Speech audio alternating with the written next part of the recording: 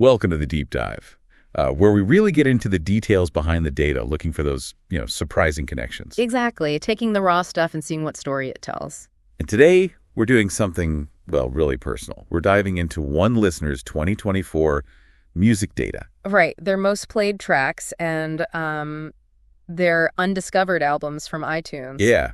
It's not some big anonymous report. This is someone's actual list. They compiled it themselves. And they even, kind of charmingly, mentioned this little issue with an old iPod mini. Oh, yeah. What happened? Apparently, it caused some play count chaos back in the day, which I think is great. It just reminds you there's always a human element, even in data. Totally. A relatable glitch. And this listener, they gave us a really great starting point, too, didn't they? Sort of a theme for their year. They did. They said 2024 was the year they became a Swifty. Uh-huh.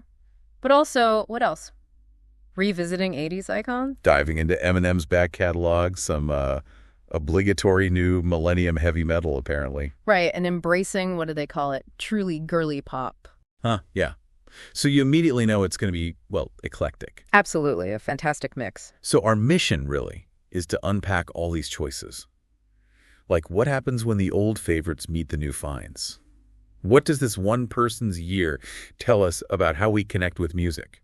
It's a good question because when you think about your own habits, how often have you had one artist just dominate your year? Or gone back to a genre you haven't touched in ages. It's rarely just a straight line, is it? No, not at all. And these personal lists, they often show the real story, the detours and the deep dives that maybe algorithms don't quite capture. Okay, so let's get into it. Starting down at the bottom of their top 50, number 50 with 7 plays, Pink's Runaway.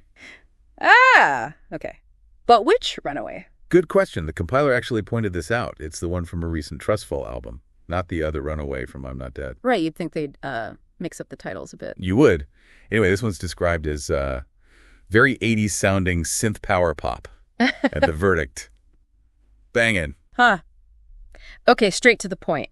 And it's interesting, right away we hit this theme of looking back or revisiting things. How so? Well, just 2 spots up at 49 with 8 plays. You've got Spandau Ballet's Once More. Oh, okay. Not one of their massive 80s hits then. No, this is from their 2009 comeback album. It had re-recorded hits, yeah, but Once More was actually a new song on that album. Ah, interesting. So it kind of shows how we stick with artists we know, doesn't it? Even when they're doing new stuff or reworking the old stuff, we're drawn to that familiar voice, maybe. That makes sense. And then you get these real curveballs, like number 47, also 8 plays. Claudette by the Everly Brothers. Wow, okay. Deep cut. Apparently. The listeners specifically said they'd never heard this before, but loved the harmonies, called it a lovely example of their beautiful vocals. That's pretty cool, finding something totally new from way back when. Exactly. And from there, the list just kind of explodes. You've got Tenacious D's Kickapoo, Savage Garden's The Lover After Me, Howard Jones's Pearl in the Shell. It's all over the place, in a good way. It really is you called it a musical scavenger hunt, didn't you? Yeah. That fits perfectly because even down here with fewer plays, it's not like there's one clear theme. It's really diverse. You got 90s grunge, live. It's Pop and White discussion we're on there. Yeah, and then Clannad. So some global sounds. Amy Lee doing a piano solo.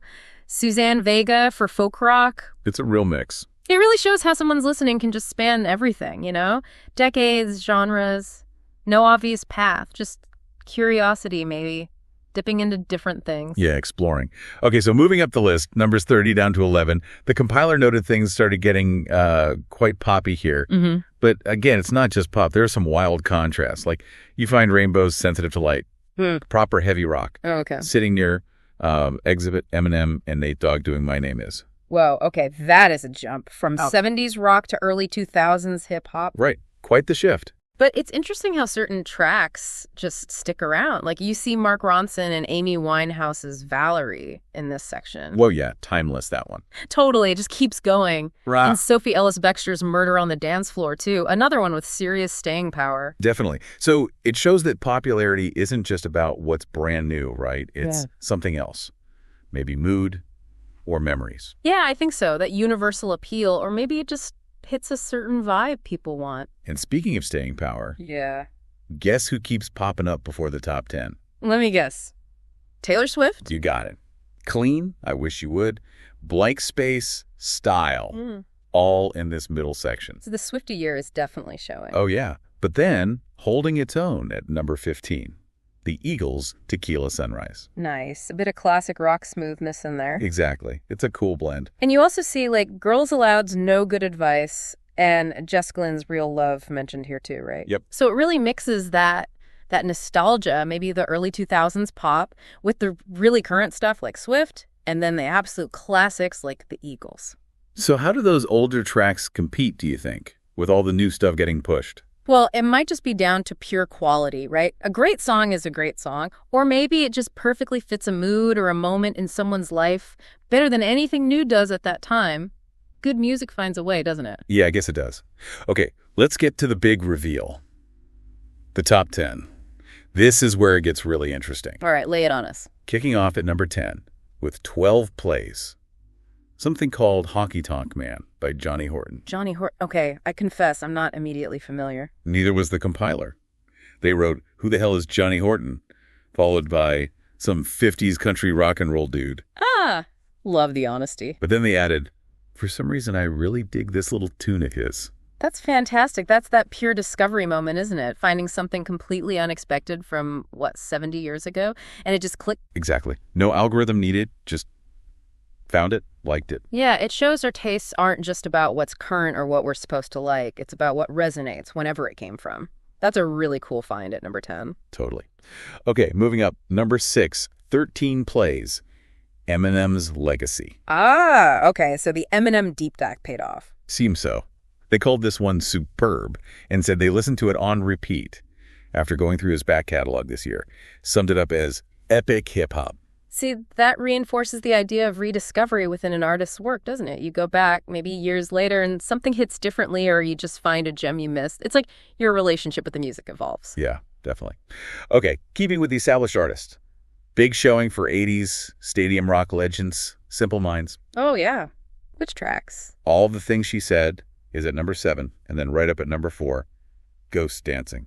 Ghost Dancing, wow, that's a great one. Kind of atmospheric. Yeah, they described it as superbly infectious, yet understated. Called it proper mature stadium rock. That nails it. It shows the lasting power of that sound, doesn't it? Yeah. Music that creates a big atmosphere, but still feels, well, mature, like they said. It connects emotionally. Definitely. Now, remember the girly pop comment? Uh-huh. How prominent is it in the top 5? Very. Britney Spears takes 2 spots. Uh-huh. Stronger at number 5. What's that? And Born to Make You Happy at number 3. Wow, okay. Deep cut Britney almost winning. Right. Alongside, obviously, more Taylor Swift. The listener basically said, "It's all a bit girly, but I don't care. I love me a bit of girl power pop." And good for them. I mean, that's the point, isn't it? Enjoying what you enjoy without worrying about labels. It shows a really confident, broad taste. Just loving the music for what it is. Totally agree. Oh, yeah. Okay, the final 2, both Taylor Swift. No surprise there, given the Swifty year comment. Which ones? Number 2 with 15 plays is All You Had to Do Was Stay. Okay, good track. And the number 1 most played song of 2024 for this listener with 16 plays, Out of the Woods. Ah, Out of the Woods. Great choice. Big, anthemic. Yeah. The compiler said either could have won, but ultimately crowned Out of the Woods, calling it a truly infectious bit of well-crafted pop storytelling. Well, that really sums up the Swifty year, doesn't it? Her dominance in the top spots. It's not just casual listening. That suggests a real, deep connection. Those songs must have really soundtracked their year. Yeah, hitting repeat that many times means something clicks for sure. It really speaks to her songwriting, that ability to create something so engaging you just want to hear it again and again. Okay, so that's the singles, the most played tracks. But we also have data on the undiscovered albums of 2024. Right, which is important. It shows a different kind of engagement, maybe deeper dives into an artist's work. Exactly. And just to be clear, undiscovered means new to the listener in 2024, not necessarily released then. Got it. So what did they find? Coming in at number 3, Alanis Morissette's Havoc and Bright Lights. Oh, interesting. From 2012, right? Yeah. Apparently, it just beat Jimmy Eat World's Integrity Blues. They called the Alanis album beautifully produced and a bit of a surprise return to form. That's cool. It shows you're never really done with an artist, are you? If they put out something strong, even years later, it can pull you right back in, reconnecting with someone you thought you knew. Yeah, definitely. Okay, number 2, undiscovered album, Evanescence's Synthesis. Ah, The orchestral reworkings album. That's the one. The listener noted that a, quote, 60-minute album needs to work hard to retain your attention. True enough, especially these days. But they said Synthesis manages it, called it a brilliantly executed set of reworked classics from Amy Lee. So it's not even new songs, but a new take on old songs that grab them. That's fascinating. It shows how reimagining familiar stuff can still feel like a discovery, offering new depth. Yeah, a fresh perspective. Okay, drum roll. The top undiscovered album of 2024 for this listener. Let me guess again. Taylor. Bingo. Taylor Swift's Midnights. Okay. Makes sense.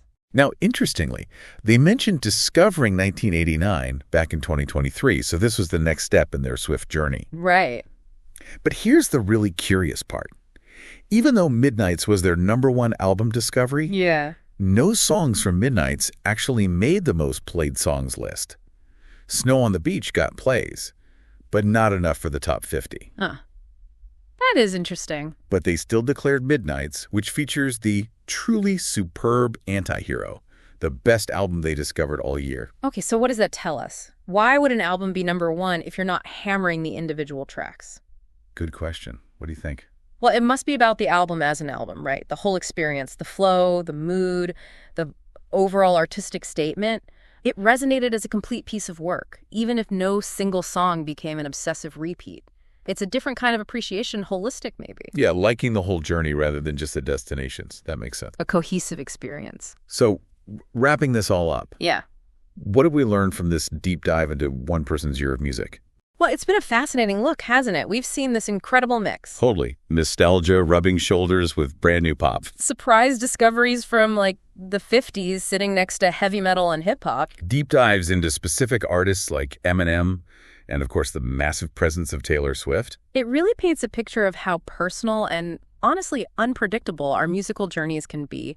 It's not neat. It's not tied to one genre or era. No, it's messy and personal and unique, which is kind of the point of music, isn't it? Exactly. It's a reminder that our connection is individual. It's about what resonates with us right now, regardless of trends or release dates. Yeah. This list is like a mirror, showing all the different ways we listen. It's about finding comfort in the familiar, excitement in the new, and sometimes just that random joy when you stumble across, a 50s country tune you suddenly dig. Absolutely. It bypasses logic sometimes.